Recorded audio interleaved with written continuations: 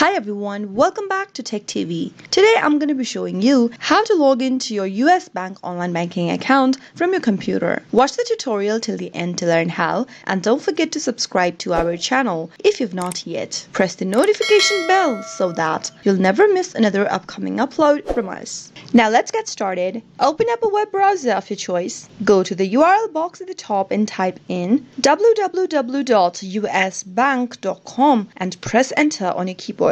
You'll find yourself in the official webpage of US Bank, which looks like this. US Bank is an American bank holding company based in Minneapolis, Minnesota. It is also known as the fifth largest banking institution in the United States. If you want to log into your online banking account for US Bank, then from the official webpage, go to the top right hand corner and you should see an account login tab. Go ahead and select your account type from the drop down and enter your username on the next field. If you like the system to remember your username, click on Remember My Username box beneath, but if you're using a public device or a shared device, leave it unchecked for your security. Once you enter your username, go to the password field and type in your password correct. In case you don't remember your credentials, you can click on Get Login Help link and follow the instructions so that you can look for your username or reset your forgotten password. Finally, after typing in your credentials correct, click the Login button in blue